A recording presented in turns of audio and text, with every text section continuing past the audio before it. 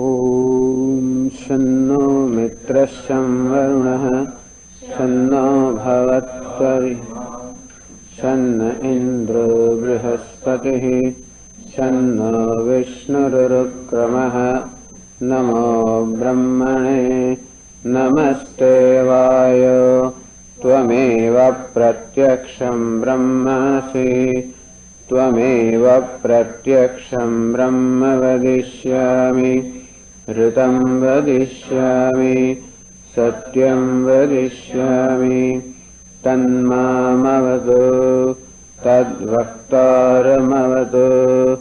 अवतु माम् अवतु वक्तारम्। ॐ शान्ति शान्ति शान्तिः। ॐ सहनाववतु सहनौ भुनक्तु सह वीर्यङ्करवावहै तेजस्विनावधीतमस्तु मा विद्विषावहै। शान्ति शान्ति शान्तिः। ॐ यश्छन्दसा वृषभो विश्वरूपः छन्दोऽभ्योऽध्यमृतात् सम्बभूव तमेन्द्रो मेधया स्पृणोतु अमृतस्य देवधारणो भूयासम् शरीरं मे विचर्षणम् जिह्वा मे मधुमत्तमा कर्णाभ्यां भूरिविश्रुवम् ब्रह्मणः कोशोऽसि मेधया पिहितः श्रुतं मे गोपाय। ॐ शान्ति शान्ति शान्तिः। ॐ अहं वृक्षस्य रेरिव कीर्तिः पृष्ठं गिरेरिव ऊर्ध्वपवित्रो वाजिनीव स्वमृतमस्मि सवर्चसं सुमेधा अमृतोक्षितः इति त्रिशङ्कोर्वेदानुवचनम्। ॐ शान्ति शान्ति शान्तिः। ॐ पूर्णमदः पूर्णमिदं पूर्णात् पूर्णमुदच्यते पूर्णस्य पूर्णमादाय पूर्णमेवावशिष्यते। ॐ शान्ति शान्ति शान्तिः। श्रुतिस्मृतिपुराणानाम् आलयं करुणालयं नमामि भगवत्पादं शङ्करं लोकशङ्करं शङ्करं शङ्कराचार्यं केशवं बादरायणं सूत्रभाष्यकृतौ वन्दे भगवन्तौ पुनः पुनः। ईश्वरो गुरुरात्मेति मूर्तिभेदविभागिने व्याप्तदेहाय दक्षिणामूर्तये नमः। ऋकारस्त्वन्धकारस्य ऋकारस्तन्निवर्तकः अन्धकारनिरोधित्वात् गुरुरित्यभिधीयते। सदाशिवसमारम्भां शङ्कराचार्यमध्यमाम् अस्मदाचार्यपर्यन्तां वन्दे गुरुपरम्पराम्।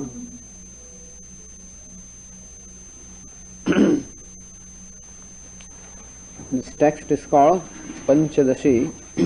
Paṃcadasham is 15, and since the text has 15 chapters, therefore it is simply named as Paṃcadaśī, that which has 15 chapters. It is written by a very great teacher of Vedanta some 600 years ago by a teacher whose name is Swami Vidyaranya. Aranya means forest, Vidya means knowledge. He was indeed the forest of knowledge, and therefore his name was Vidyaranya. He was a very great man. Before he took the sannyasa diksha, he was a minister in the kingdom of Vijayanagaram in the south of India for a number of years, and he was largely responsible for the prosperity and for the development of that kingdom. During that time also he had written a number of texts, number of books. Of course the history is not very clear, but it seems that his earlier name was Sayana. So the Sayana is the one who has written Bhashya, the commentaries on all the four Vedas, and so many other texts. He is supposed to have written texts on astrology, texts on Vedanta, as well as texts on medicine. But of course he is most well known for his work in Vedanta, and Paṃcadaśī is one of his very important works because it discusses the principles of Vedanta in great detail. A text is written either to propound the principle or to establish the principle. You establish the principle by dismissing the opposite views. So by this method of Purva-paksha and Siddhanta, so you present the Purva-paksha, the view of the opponent, and then show the defect or the deficiency of the fallacy in his thinking, and thus establish the Siddhanta, the principle. That method is one method. Other method is simply state your own Siddhanta, your own principle. So Paṃcadaśī primarily does that. It does not indulge much into the method of dismissing the opponents, although it is done very often now and then, but mainly it just states here the principles of Vedanta. And for so doing, as we will find, the author takes certain statements from Shruti, from the Upanishads, and expounds them at great detail. So these are the texts also which enable us to understand, which in fact give us an insight into the Upanishads, which analyze the Upanishad statements and thus give us an understanding of how to study the Upanishad, give us the vision of the Upanishads. And that's what this author has done, as we will see in subsequent chapters. The first chapter, now this consists of 15 chapters, the text consists of 15 chapters. It can be looked upon as 3 groups of 5 chapters each. The first group of 5 chapters, they basically discusses Viveka, a discrimination between the self and the non-self. The second chapter basically reveals or expounds the nature of the self, which is consciousness. So they are known as Deepa Prakarana. Deepa means a lamp. So the first 5 chapters have the name Viveka, discrimination. Second 5 chapters have the name Deepa, the lamp. Lamp which is light, or the light that is consciousness. And so the consciousness aspect of Atma is expounded there. In the third 5 chapters have the names Ananda. Ananda means fullness. And so Sat, Chit, Ananda, that's the nature of Atma. Sat means existence, and that aspect is primarily discussed in the first 5 chapters. Chit means consciousness, that is primarily discussed in the middle 5 chapters. Ananda means fullness, that is discussed in the last 5 chapters in general. That does not mean that the other aspects are not discussed, but primarily this is how the arrangement is. It is also said that perhaps all the 15 chapters are not written by Vidyaranya. Some people believe that the first 10 chapters are written by Vidyaranya, and the last 5 chapters are perhaps written by another teacher whose name is Bharati Tirtha. And Bharati Tirtha is supposed to be one of the teachers of Vidyaranya. So Bharati Tirtha must have completed this text when Vidyaranya could not complete. This Vidyaranya is considered to have two teachers. One is Shankarananda, other is Bharati Tirtha. As we will find, he opens the text with a salutation to his teacher, whose name is Shankarananda. Now, like morning, this text also we can read the Sanskrit commentary. And here again we have to say that you should have to listen to this with a certain attitude of not being frustrated by the use of Sanskrit. There may be some of you who perhaps may not be very familiar with it, may not be able to read it very clearly or may not be able to understand it, but that should not frustrate you or that should not in any way turn you off, let us say. Because we will try to present this as completely as possible in English also, so that those who are not familiar with Sanskrit do not miss anything. On the other hand, those who are familiar with Sanskrit will perhaps gain a little more. And it's easier for me to use the Tika and talk about it. I guess it's mainly for the convenience of the speaker, that we are using the Tika. And also, you yourself will have something to refer to. So, you can take the text and the Sanskrit commentary and yourself dwell upon it, and that is how it should help you also. So I believe that all of you have this Sanskrit Tika. Okay. Says there, Prathamam Tattva Viveka Prakaranam. The first chapter is named Tattva Viveka. Prakaranam means chapter. Tattva means truth, and Viveka means discrimination. So the first chapter is Tattva Viveka, discriminative analysis of the Tattva or the truth. As we were discussing in the morning, discrimination is needed in order to know the truth.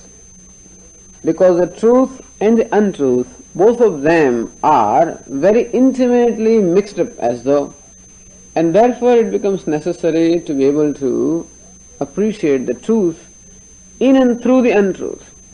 So, Satyam and Mithya, they do not stand, Satya means truth, Mithya means untruth. They don't stand apart from each other. Otherwise, there would be no difficulty in recognizing what is what. But both of them are found together.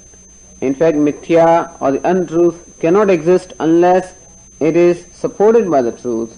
And therefore the truth is wherever the untruth is. Satya is wherever Mithya is, because Mithya cannot exist without Satya. But then that Mithya or the untruth also is taken by us to be true or real. And so to understand what is real and what is unreal becomes very important, because the real and the unreal are both found together. The common illustration is given, and that is that of the red hot iron ball. So we have an iron ball. Now when you heat it in fire, in course of time it becomes hot and red hot. And it's called fireball. Now for the one who does not know what exactly it is, might think that the fire is of the round shape. Someone may think that there is round fire. If he doesn't know that the roundness belongs to iron and the redness and the heat belong to fire, if this discriminative knowledge were not there, then one would conclude that there is round fire.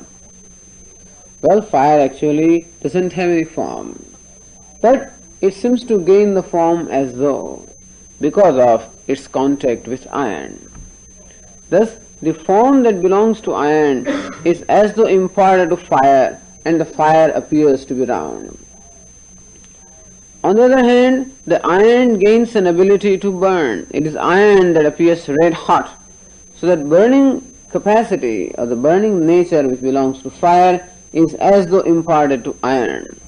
And thus there is a mutual imparting of the attributes of one to the other. The roundness of the fire is as though roundness of the iron is as though imparted to fire, and the red color and the heat of the fire is as though imparted to iron.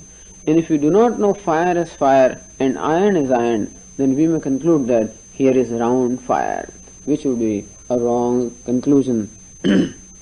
So also this body is like a red hot iron ball. Body by itself is inert. But then because of the presence of consciousness, the body also appears to be conscious. And therefore naturally we conclude that body is self.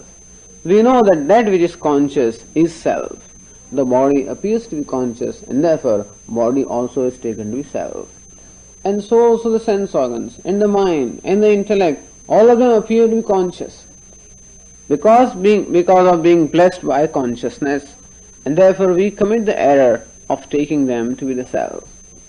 So the error is already there, and in order to become free from this error, we have to recognize Atma, the consciousness, as consciousness, and Anatma, the body, mind, intellect, as that which is not Atma, is something different from Atma.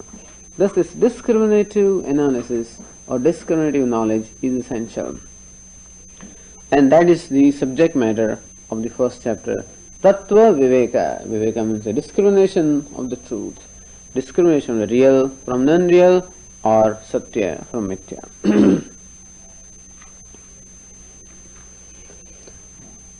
And there is one Tika or one Sanskrit commentary available on Paṃcadaśī, and that is by Ramakrishna. So this Sanskrit commentary is by a teacher whose name was Ramakrishna. And he himself starts with an invocation to the teachers.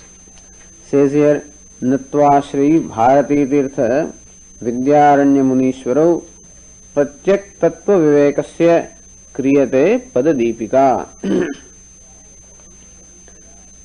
Natva, having saluted Shri Bharati Tirtha Vidyaranya Munishwaro.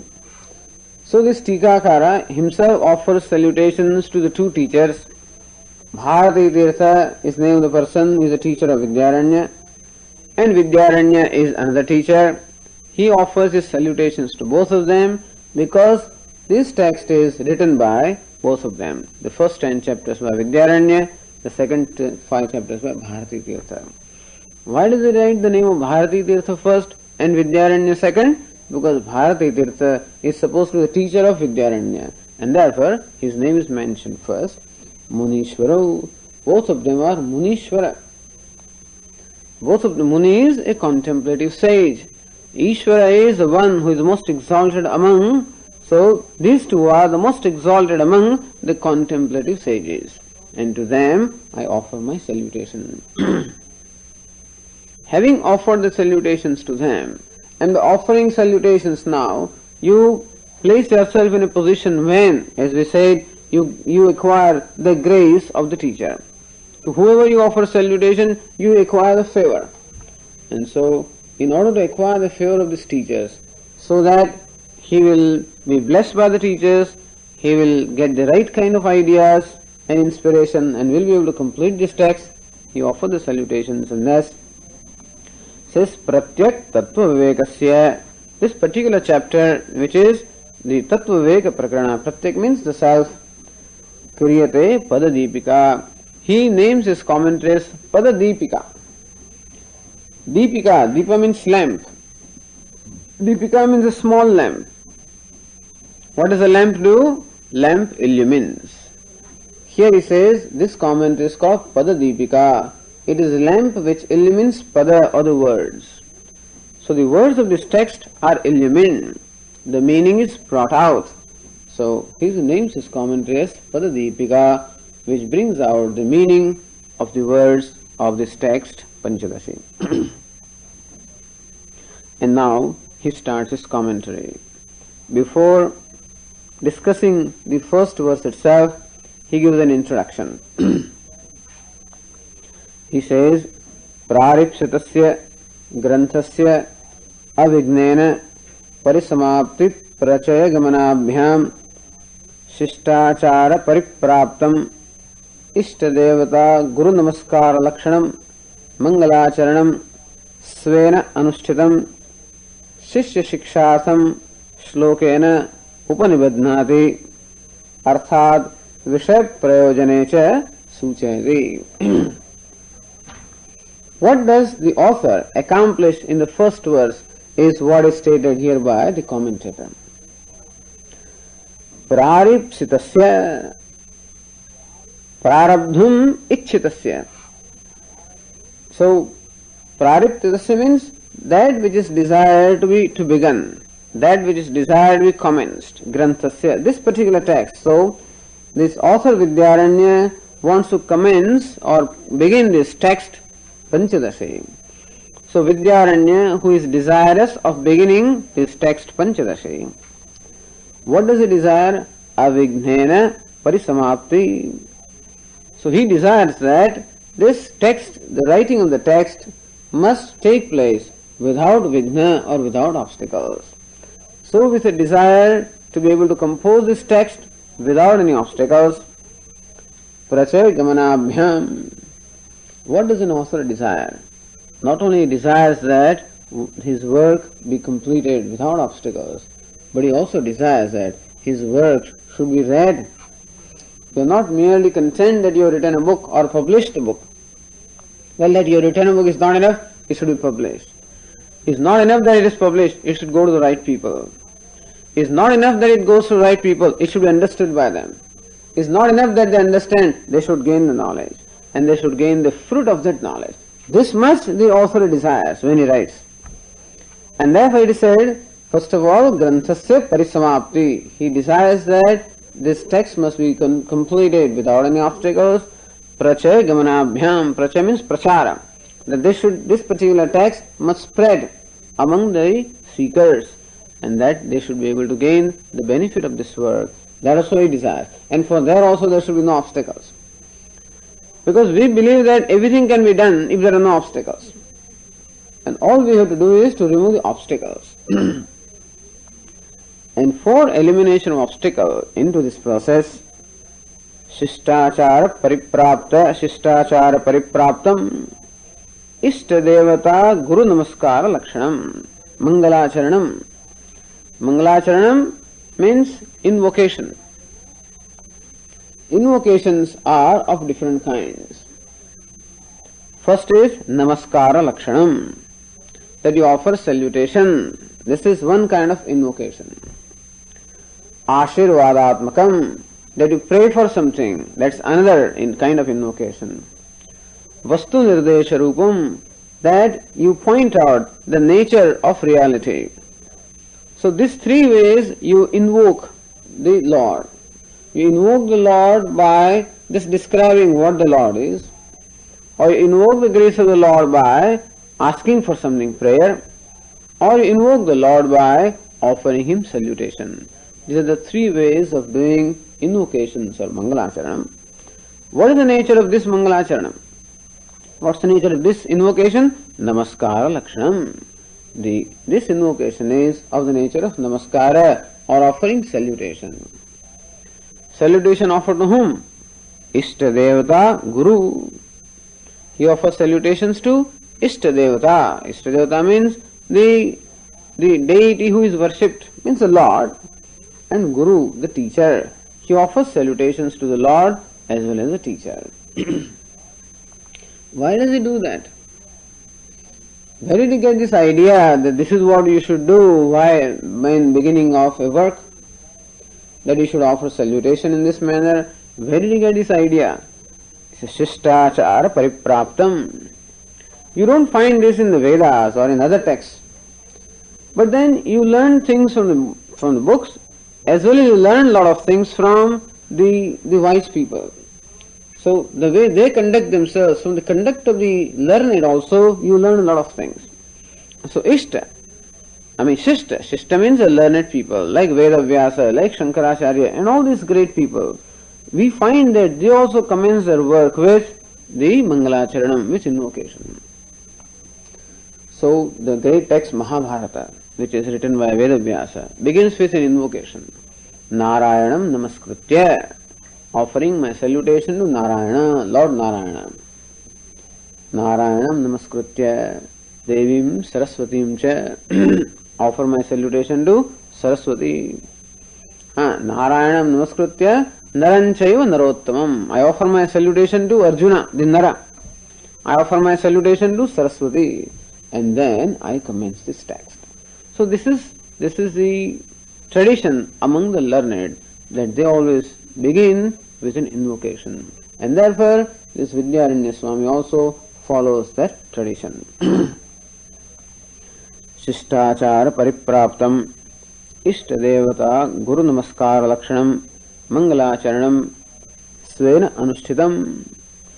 He says, svena anushtitam, when he does this invocation, then he gains the grace of the Guru as well as the Lord.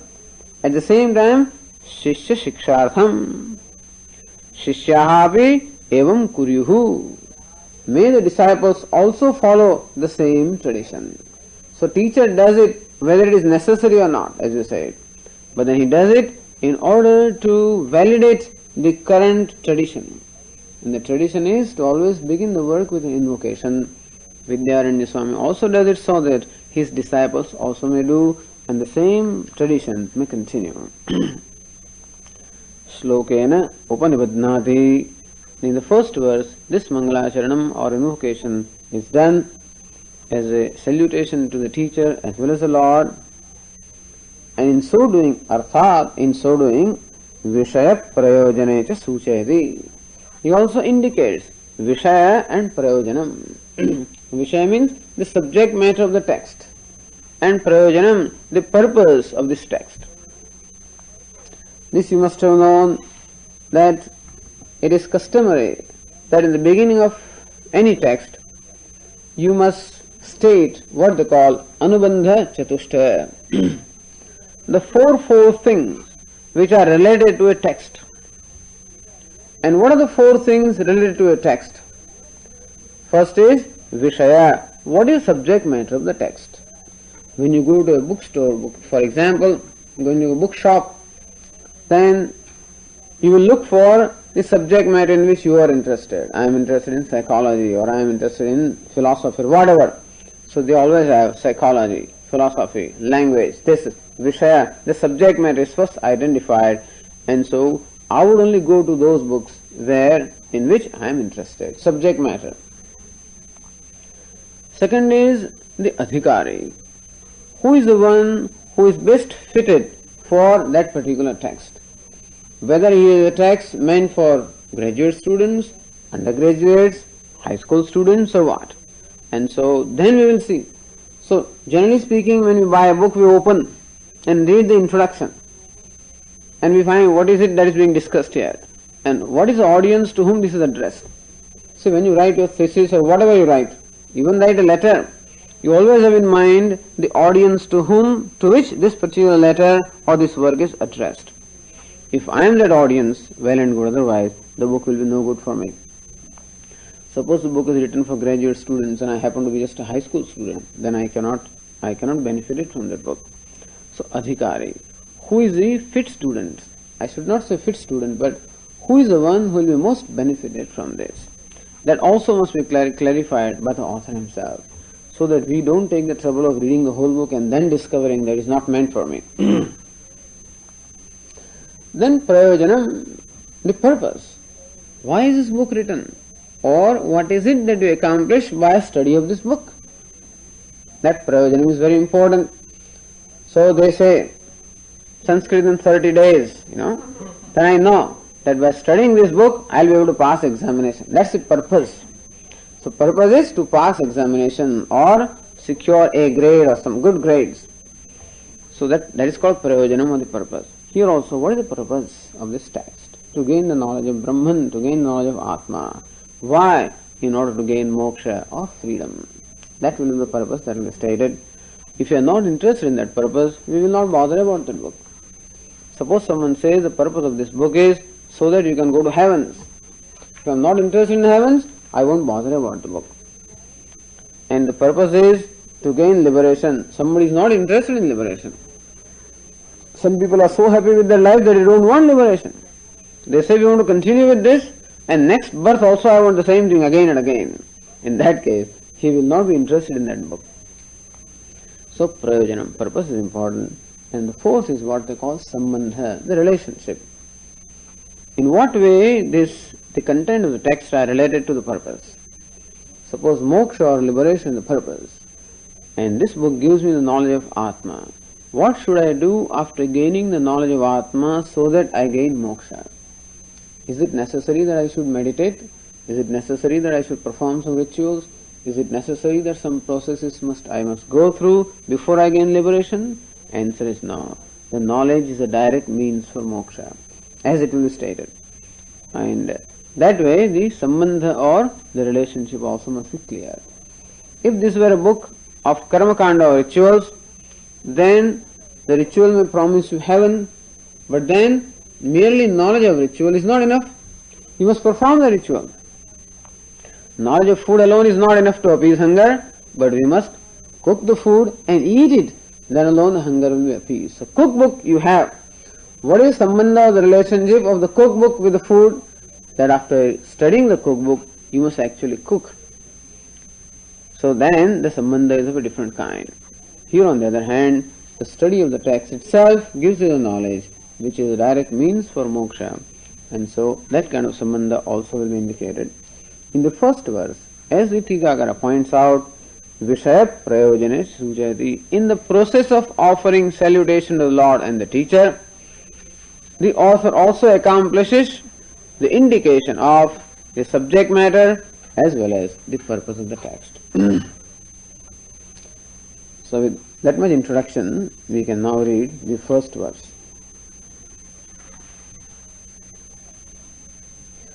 Namah Shri Shankarananda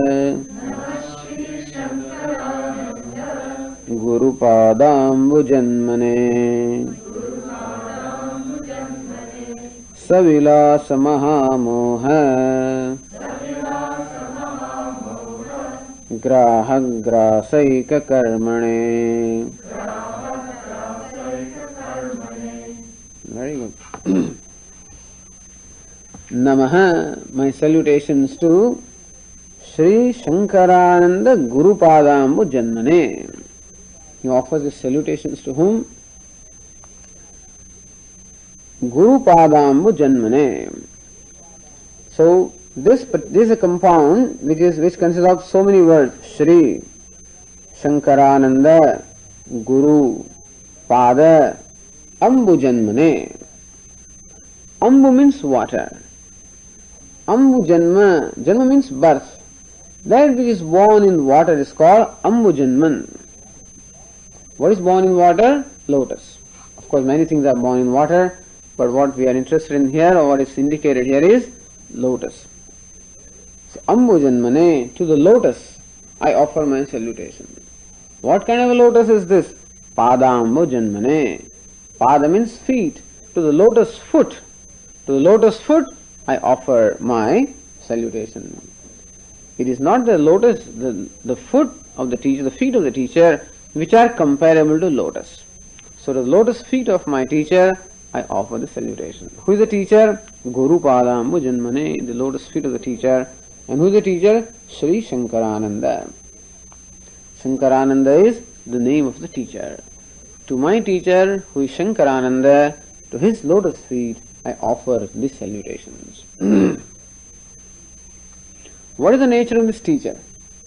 That he describes. Savilasa Mahamoha Graha Grasaika Karmane. Karma means action. Eka Karmane, whose only act or whose only task is Graha Grasa. Graha means a shark. Grasa means to swallow.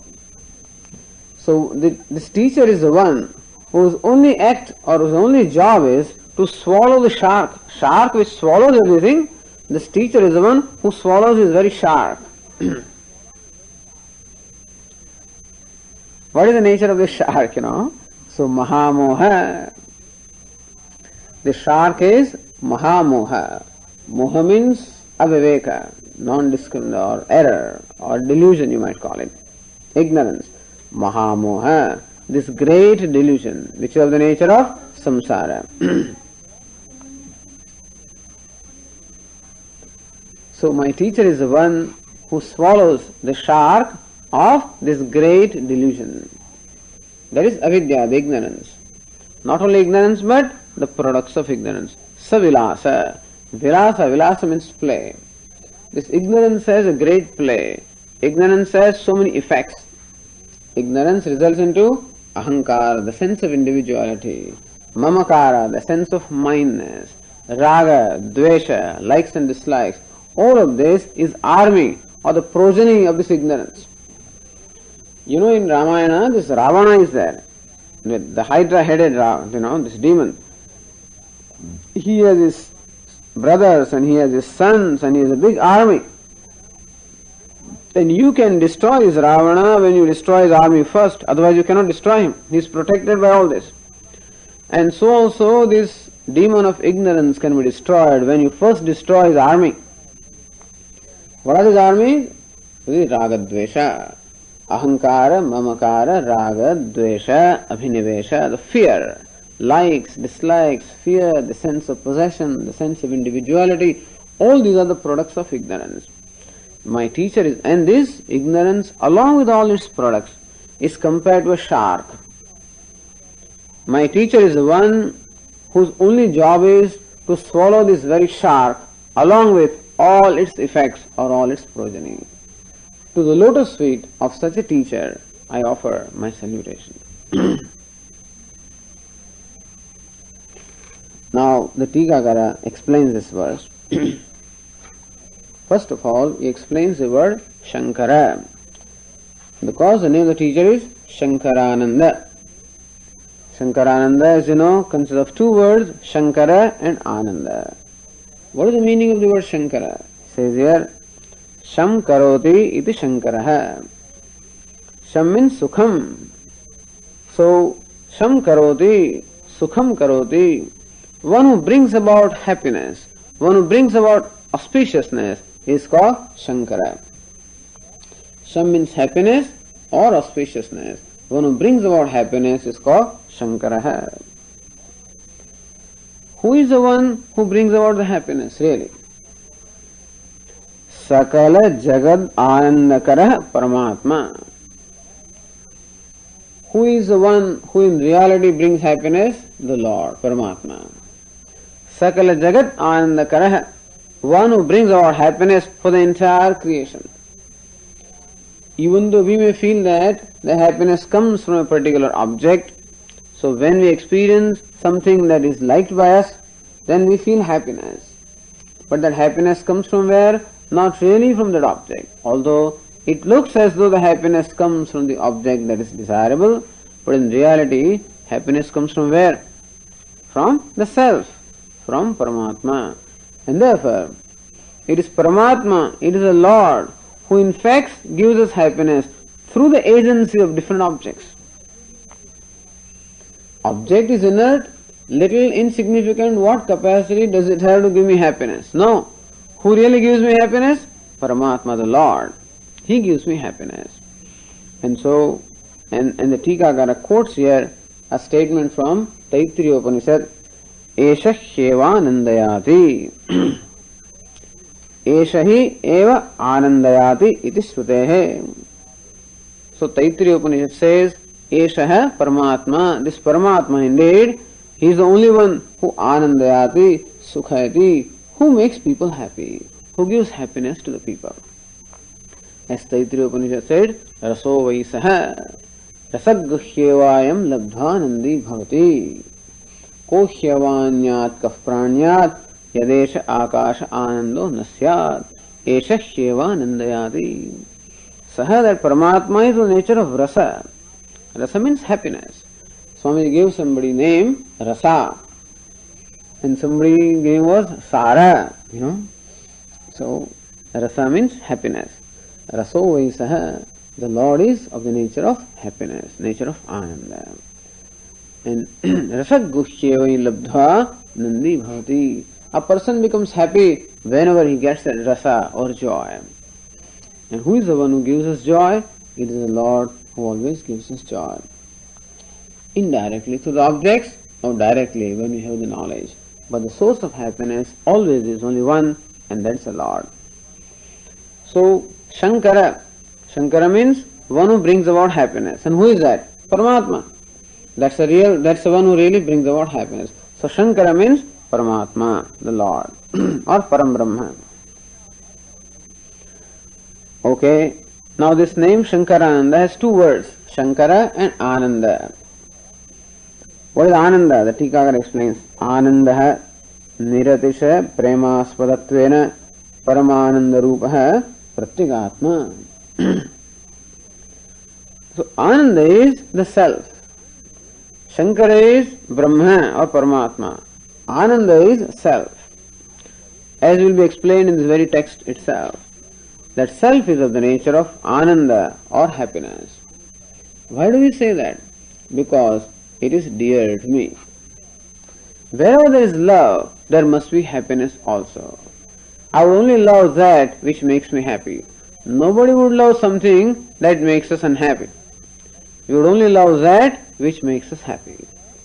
Now it is very well known that everyone loves the self more than anything else.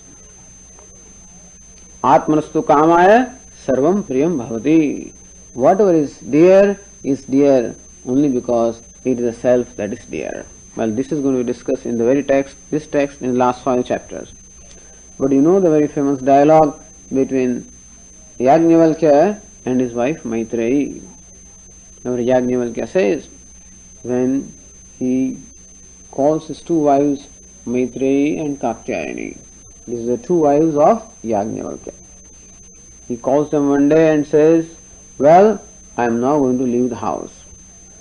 Whatever wealth I have has been equally divided between the 2 of you, and you will be able so that you can live comfortably. And now I am going to go to the forest. So one of them is Katyayani, was happy. So okay, if you have made provisions for us, fine.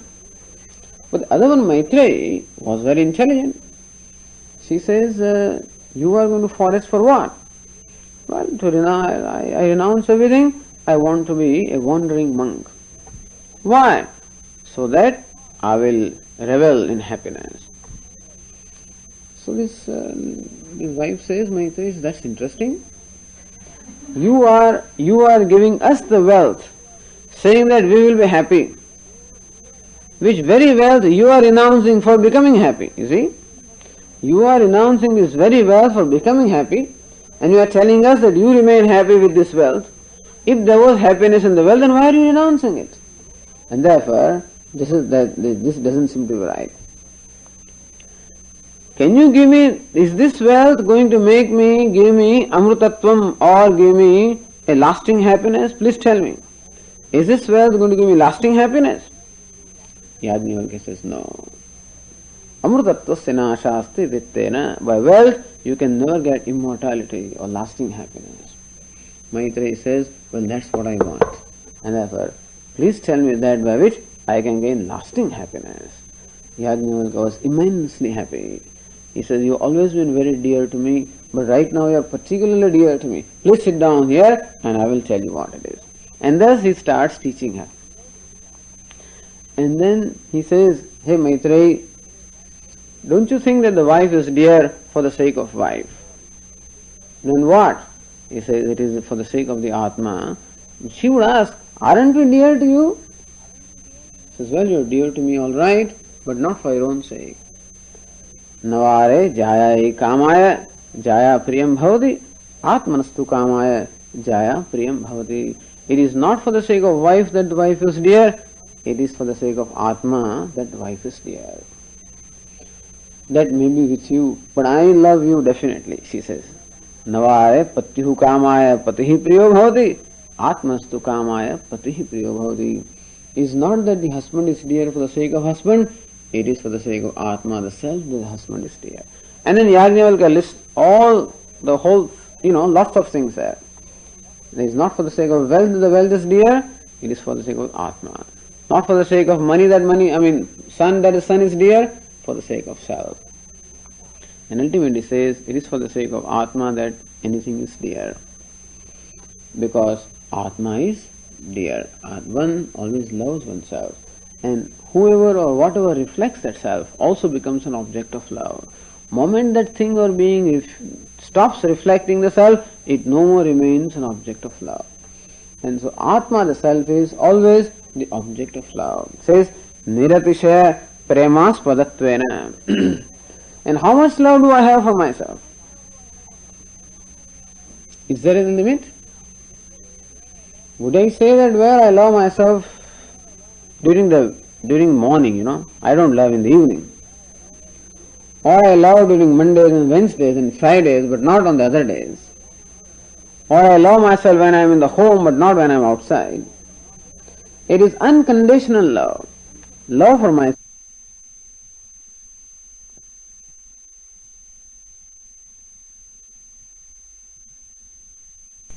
But Atma is the one that gives me unsurpassable happiness because it is an object of unsurpassable love. So it's Paramananda Rupa.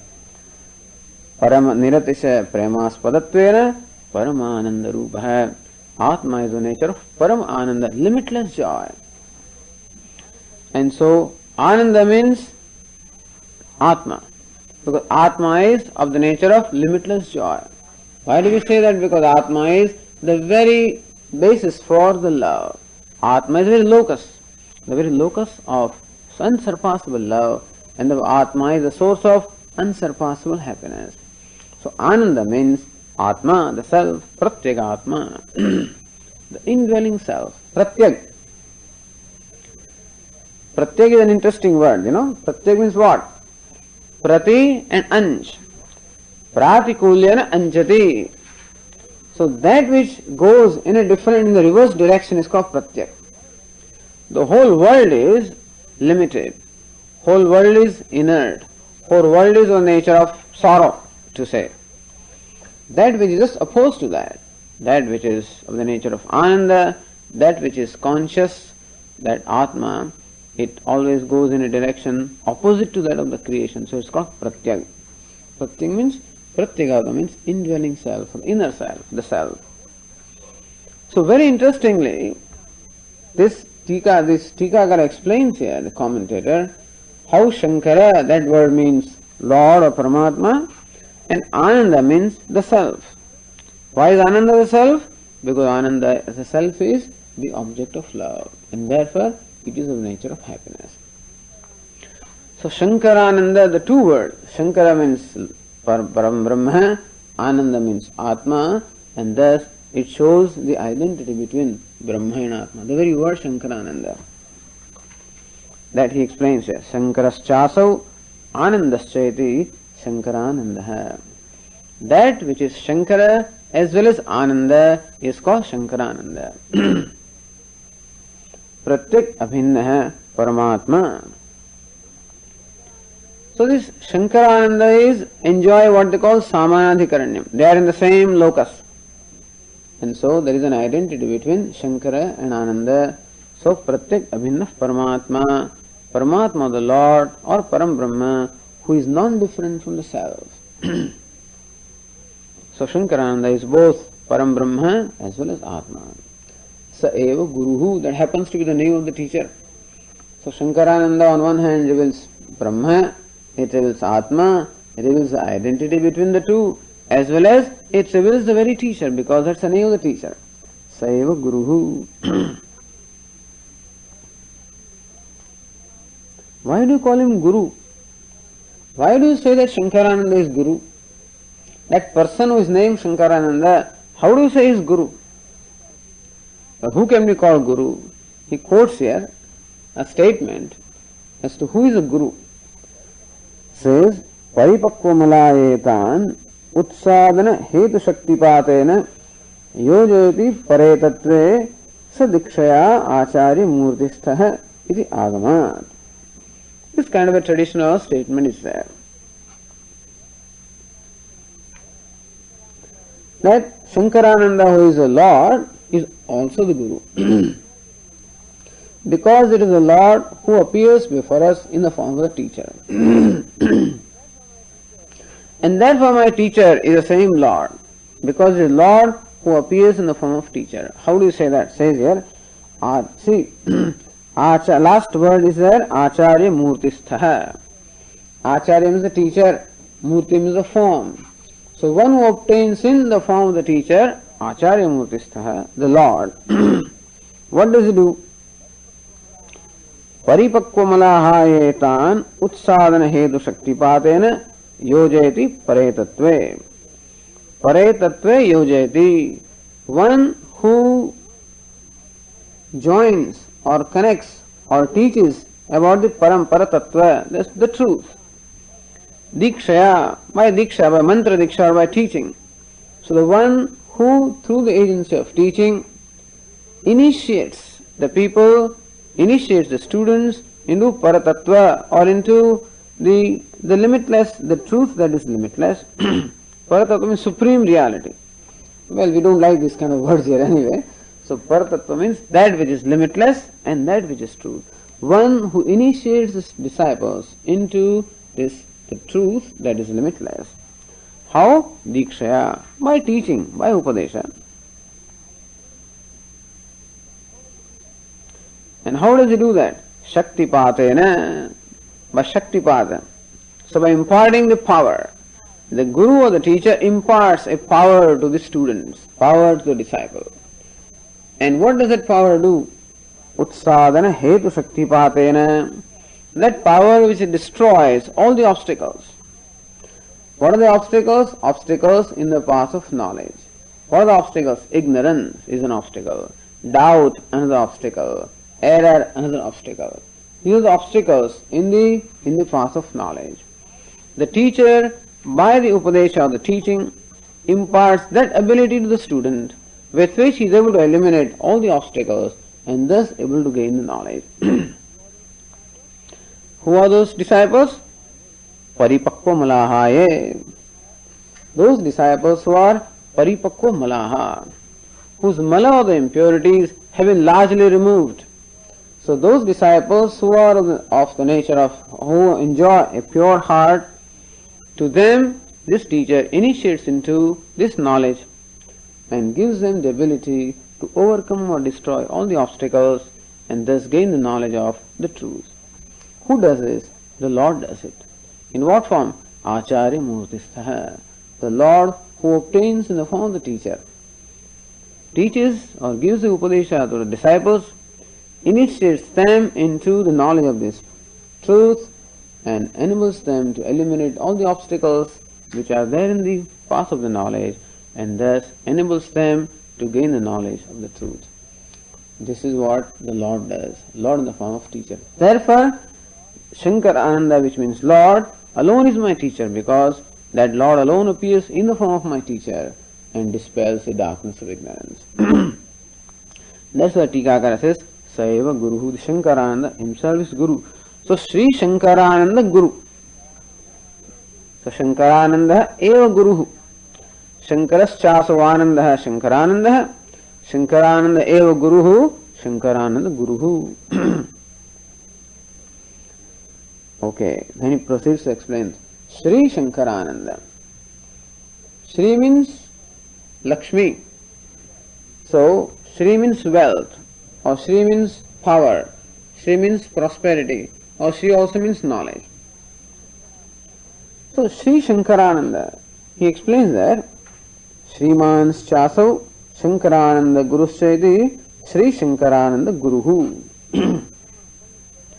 Sriman, one is possessed of Sri. Sri means beauty, wealth, knowledge, power. So one who is possessed of this wealth, beauty, power, as well as one who is a teacher, is called Sri Shankarananda Guruhu. Gandhadvipaha ityadivat samasaha is a class of compound. Is Gandhadvipaha. Never heard of it. Dvipa. Dvipa means an elephant. Gandha means fragrance. An elephant possessed of fragrance is called Gandhadvipaha. Gandhadvipa means Gandhavan Dvipaha. That Van is not there, Gandhadvipa means Gandhavan Dvipaha. An elephant possessed of fragrance is an exalted elephant. So it's called Gandhadvipa. Similarly also, Sri Shankaracharya Guruhu. Sriman Shankaracharya Guruhu. Like Gandhavan Dvipaha, Sriman Guruhu. the Guru Shankarananda who is possessed of Shri.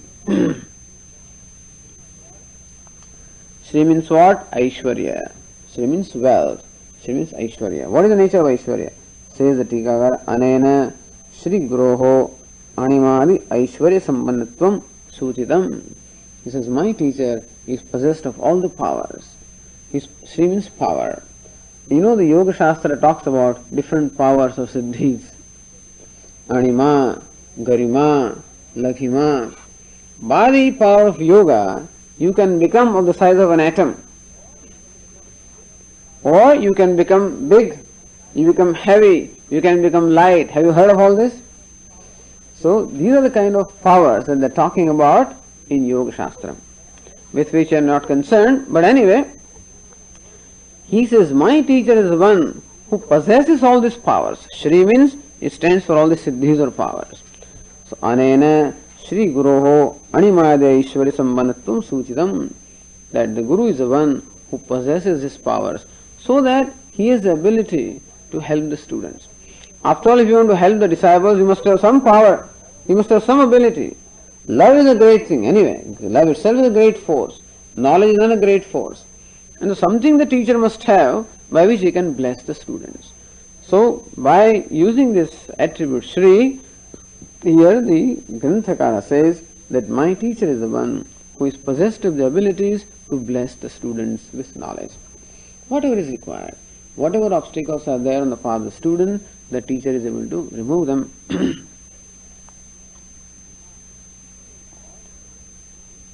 Or Sri Shankarananda Guru, that very compound is explained in a different way by what they call Tritiya Tatpurusha. Shriya, Sri Shankara Shriya Bhutya Shamkaroti Shankara hai. One who brings about happiness with the help of Shri or the wealth. Ratir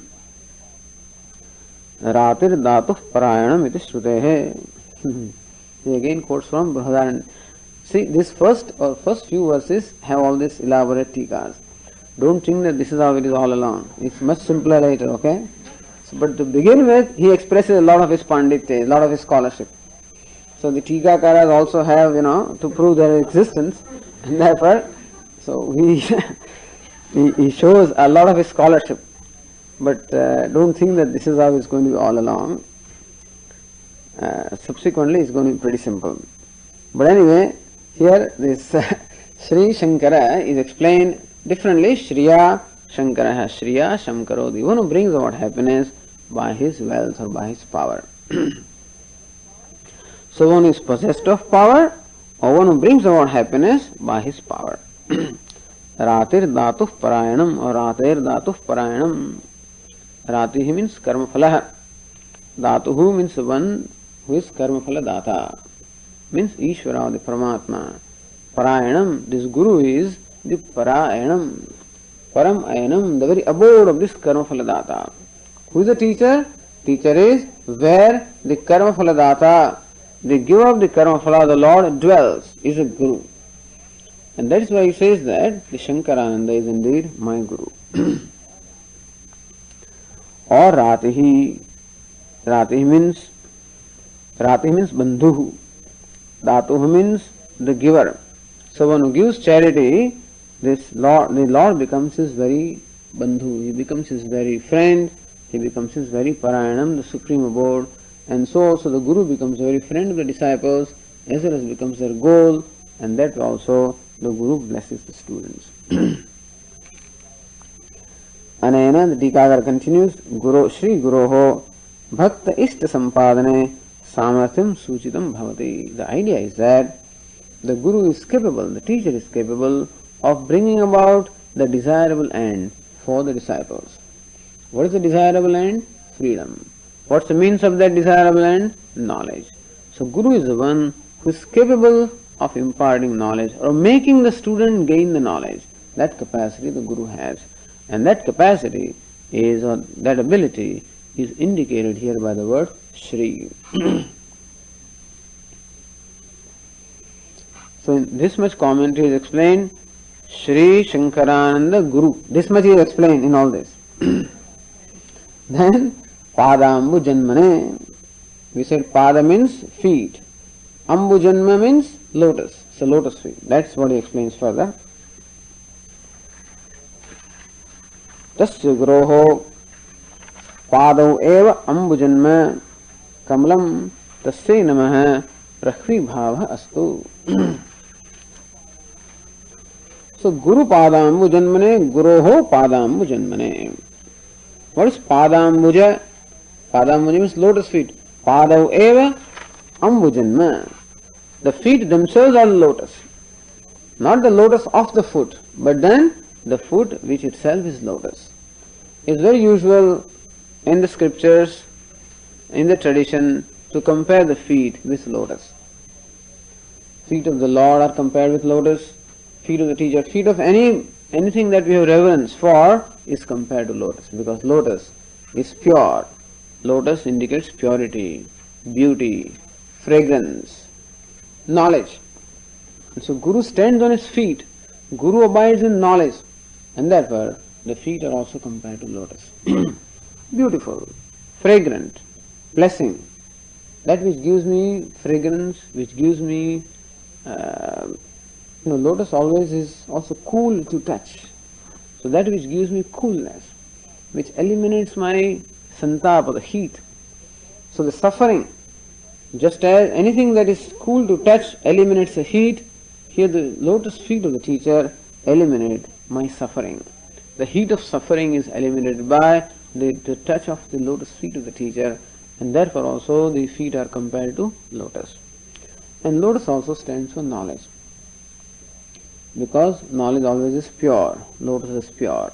Lotus, in spite of remaining in water, remains unaffected or untouched by water. And so also the one who has the knowledge remains untouched by any effects or influence of any vyavahara. And therefore also lotus is compared to knowledge. So the feet of my teacher themselves are lotus. And to this lotus feet of my teacher, tasmai namaha astu. Namah means prahvi bhava. What is meant by salutation? Salutation means bending down. Prahvi bhava, bending down. Not something like this. Salutations are done in different ways, This is a salutation, or shaking hands. This is also okay. But here, namaha prahvi bhava. Bending down to the teacher, I offer my salutations.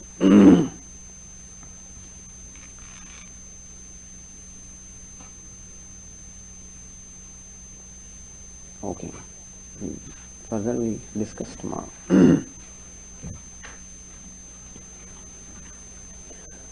Om Purnamadah Purnamidam Purnat Purnamudachyate Purnasya Purnamadaya Purnameva Vashishyate. Om Shanti Shanti Shanti. Shankaram Shankaracharyam Keshavam Badarayanam Sutrabhashya Krutau Vande Bhagavantau Punah Punah Ishvaro Gururatmeti Murti Bheda Vibhagine Vyomavadvyapta Dehaya Dakshina Murtaye Namaha. Om Shanti Shanti Shanti. Hari Om Shri